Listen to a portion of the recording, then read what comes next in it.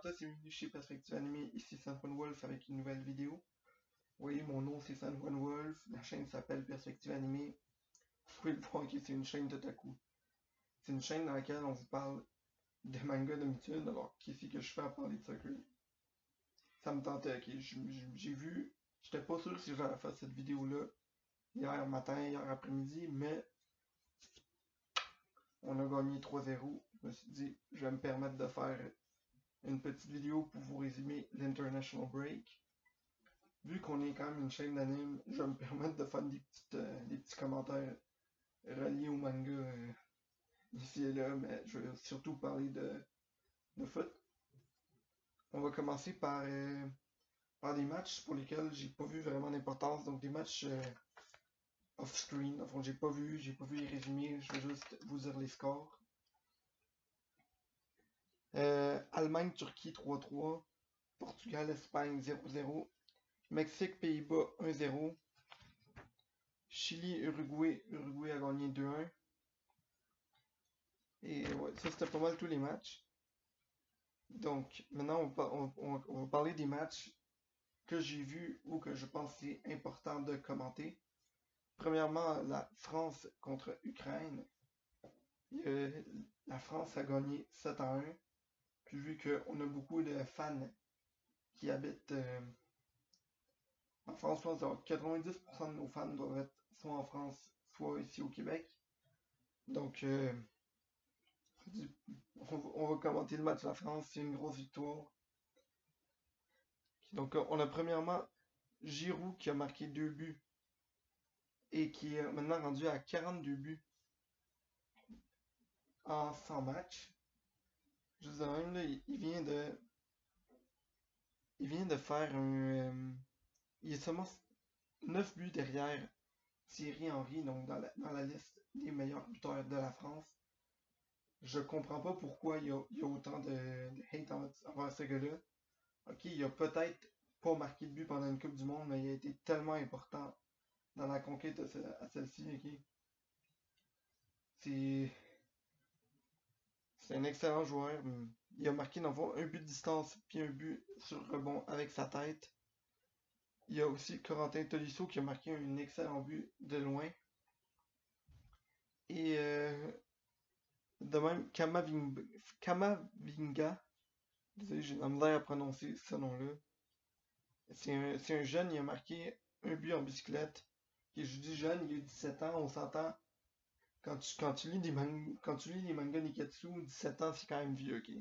Negi Springfield, 10 ans, Naruto, 11 ans, Goku, 12 ans, Midoriya, 14, La Plaie dans Bleach, 15. Vous voyez, c'est là, 17 ans, jeune, c'est relatif, on apprend au foot. Ça, 17 ans, t'es quand même très jeune. T'as des joueurs qui vont atteindre les 40 ans.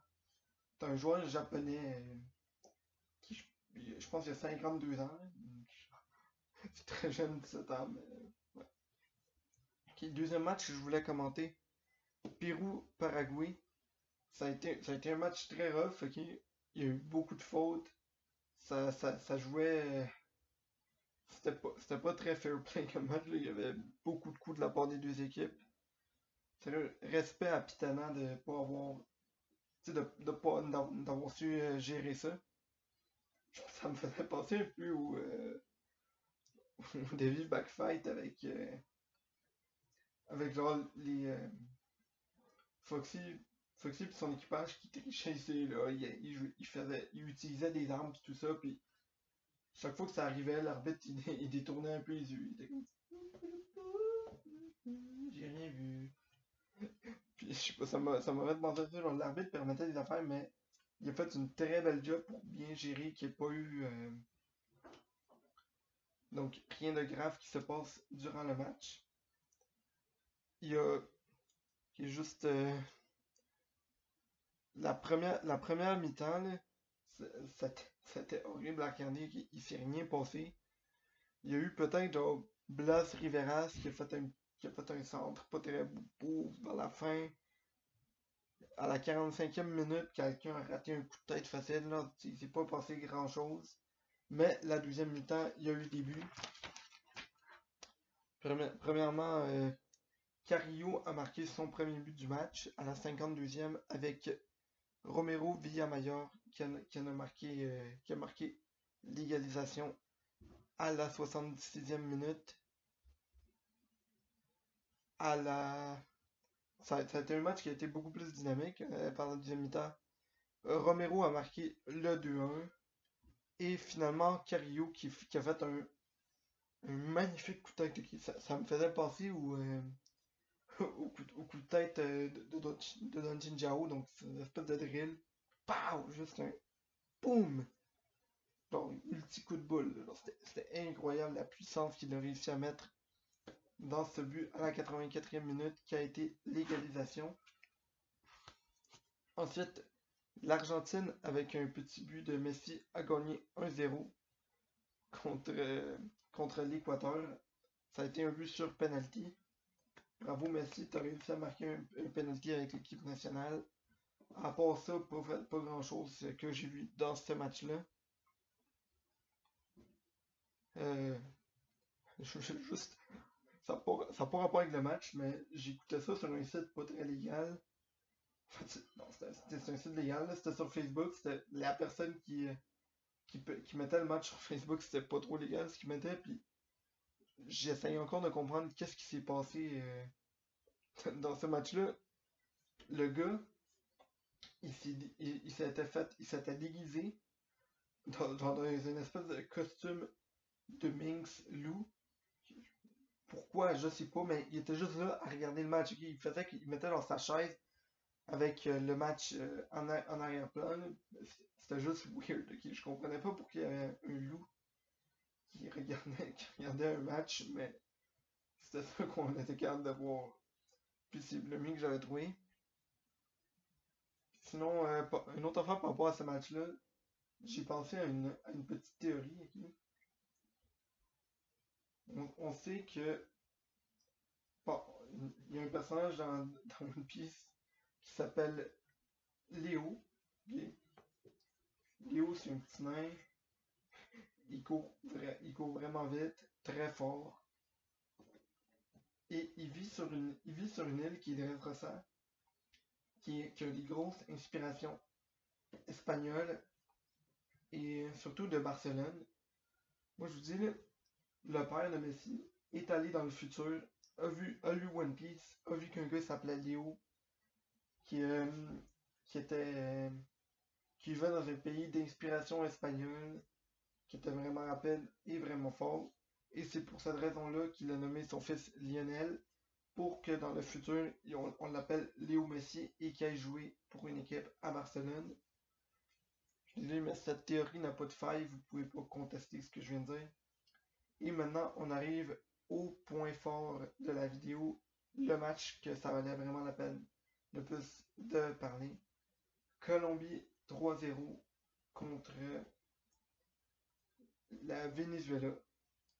Pour vous mettre un peu en contexte, okay, le Venezuela puis la Colombie, on est voisins. Puis il y a toujours eu une espèce de rivalité entre les deux équipes. Bon, sans manquer de respect au Venezuela, je pense que leur équipe en tant que telle n'a jamais vraiment eu des grosses performances. La Colombie non plus, on n'a pas eu des grosses performances à niveau mondial, mais je pense qu'on a quand même toujours été un tout petit peu au-dessus au niveau de match. Genre, on va gagner des matchs contre des équipes quand même de haut calibre, on va égaliser et tout ça, alors que le Venezuela, quand il arrive face à des grosses équipes, tout le temps des catastrophes, tu vas très très très rarement voir le Venezuela battre des gars comme le Brésil, comme, euh, comme l'Argentine. Tu vas jamais les voir se battre contre ces équipes-là puis avoir des bonnes performances, alors que nous, oui. Mais je sais pas pourquoi. Vu qu'il y a cette rivalité pays voisins, gros sport historique entre les deux, pour mettre un peu en contexte, dans le passé, il y avait un super pays qui s'appelait la Grande Colombie, donc la Grande Colombie, qui englobait dans le fond le Venezuela, l'Équateur et le Panama. On a fini par perdre ces territoires-là, ils ont fini par se séparer. Et là, la Colombie, Tu vois, on est trop payé, on voit les drapeaux se ressemblent vraiment, mais personnellement, moi, j'ai pas vraiment de rivalité avec l'Équateur. J'ai de la famille en Équateur, c'est des amis. Alors que le Venezuela, il y a tout le temps cette part de rivalité entre nous deux, puis on le voit dans les matchs. Chaque fois qu'on joue contre le Venezuela, on dirait qu'on joue contre une autre équipe, ils deviennent vraiment à un niveau beaucoup plus élevé que ce qu'ils sont dans le reste de leur match. Et cette fois-ci, ça n'a pas été le cas. Cette fois-ci, on a été supérieur le match au complet. Et on a eu malheureusement Santiago Arias qui s'est cassé la jambe, mais c'était horrible. Il s'est cassé le tibia en fait. Puis c'était quelque chose de vraiment pas beau à voir, là. Il montrait les reprises du VAR et j'avais peur en voyant ça. C'était vraiment pas beau. Après que le match est fini, j'ai lu une couple de chapitres de Berserk. Et d'habitude, quand je lis Berserk et je finis ça, il y a une part de moi qui est traumatisée suite à lire ces chapitres-là. C'est un manga que j'adore, mais c'est un manga qui a beaucoup de violence, des décapitages, du monde qui se font juste arracher la tête comme si de rien n'était, beaucoup de viol, beaucoup de thèmes très, très, très durs. Et là, je finis de lire mon Berserk, je me couche, et je continue de penser à la blessure d'Arias. La petite blessure à cheville m'a plus affecté que, que genre, toutes les choses dégueulasses qui sont passées dans Berserk. Parce qu'on s'entend, alors, quand ça arrive à une vraie personne au lieu d'un personnage dans un manga, c'est beaucoup plus grave.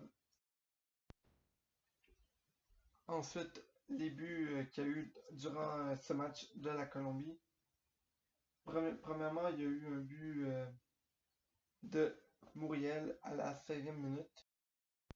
Ok, je suis désolé, j'ai vérifié, c'est pas Muriel qui a marqué le but, c'est Zapata. Muriel a marqué les deux autres. Il y a eu le centre que Quadrado a fait, là. Je pense que le gars, pendant la quarantaine, il a activé son hockey de l'observation. C'était tellement périfié. Moi, Zapata arrive, juste besoin de la kicker. Ensuite, Muriel, qui lui-même va aller marquer le deuxième but du match. Encore une fois, il semble dans la surface et il va aller marquer. Et finalement, le dernier but, on a. Comment il s'appelle parce que, à cause du virus, Ospina a pas pu assister au match, donc c'est un autre gardien, c'est Camilo Vargas, qui fait une relance à la main vraiment belle. Il fait un peu comme, un peu dans l'arc de Dressrosa, il y a Orlumbus qui fait, puis il fait juste lancer, je pense que ça s'appelle un bowling quelque chose. Il lance de haut vers piquant, puis après ça il lance le ballon, mais j'ai jamais vu une relance de la main aussi directe et aussi précise. Muriel court aussi vite qu'il peut et d'un coup de pied envoie ça dans le coin. C'était un but magnifique. Et donc on a gagné 3-0. Malheureusement, on a perdu Arias, mais je pense que la performance était bonne. On a gagné un match important à gagner. C'était nécessaire qu'on gagne ce premier match. Ça laisse la place à on va être un peu plus relax face au Chili mardi. Je sais pas encore si je vais commenter le match. Ça dépend vraiment du résultat. Ça dépend de comment je me sens après celui-ci. Et ouais, je pense que c'est un match qu'on a dominé, marqué beaucoup de buts. On a eu le Venezuela a eu une coupe d'occasion. Je pense pas que ça méritait peut-être un 3-0, mais je pense que la victoire était à nous, peu importe. Et le dernier match qui est arrivé, c'est Brésil a massacré la Bolivie 5-0. J'attendais pas grand chose de la Bolivie, mais je suis déçu que le Brésil ait gagné. Pourquoi j'aime pas que le Brésil gagne? Moi, il y a deux raisons. Neymar, toujours jeté à terre. Moi, je suis pas capable avec ça.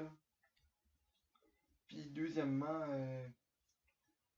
Ok, ici dans la chaîne, on a une haine envers un certain homme et le coach du Brésil s'appelle Tite.